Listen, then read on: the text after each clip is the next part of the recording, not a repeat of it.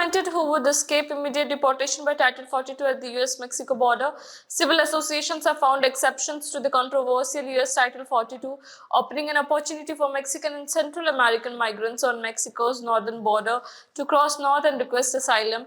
Dozens of families enter California daily from Tijuana to request humanitarian asylum with an exception to Title 42, a rule for the Donald Trump era 2017 to 2021, and expanded by President Joe Biden to immediately deport migrants with the argument of the pandemic. Organizations such as El Otro Lado and Ejercito de Salvación work with city shelters so that migrants have access to this resource, which does not guarantee them asylum but does give them the opportunity to present their cases. An option to get away from threats, the Mexican Beatriz Cabrera, her sentimental partner, her two children were one of the families selected after a month and a half wandering around the city without knowing where to find help. After having been browsing, seeing who could receive us, today we are happy because they now give us this possibility because we are from the LGBT community. We went through very complicated things, he told EFE. Beatriz recounted that they fled their native Guanajuato, a state in central Mexico, due to the constant attacks and threats they suffered due to their sexual diversity, for which their integrity and that of minors was at risk.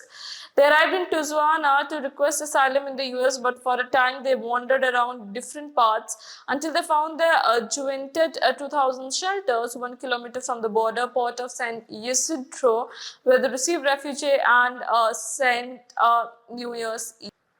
A longed for opportunity, Myra Lizeth Venega is another of the people who, along with the 8 members of her family, also had this opportunity. I'm very grateful because I come with my whole family and we have been wandering around places like Tapachula, Quintana Roo, Aguascalientes for 5 years now, and we went through threats and kidnapping, he narrated.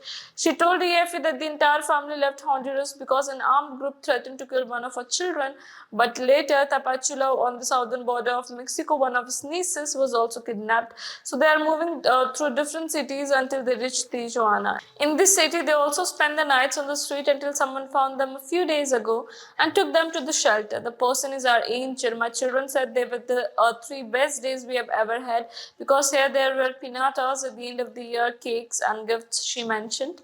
Asylum not guaranteed. Jose Maria Garcia Lara, director of the U2000 shelter, explained to EFE that for 6 months they have been working to find legal exceptions, although he clarified that this does not guarantee that they will obtain asylum because they have to be very exceptional cases.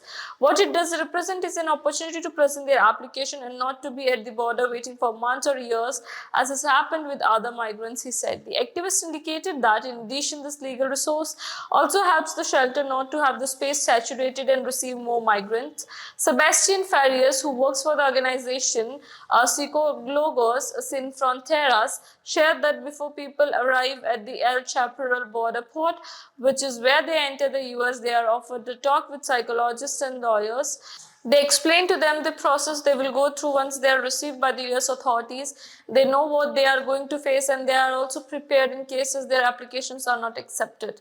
The aid from the organizations comes after the United States announced on January 5th that it will become 30,000 migrants a month from Cuba, Nicaragua, Venezuela and Haiti, but will immediately deport the rest under Title 42.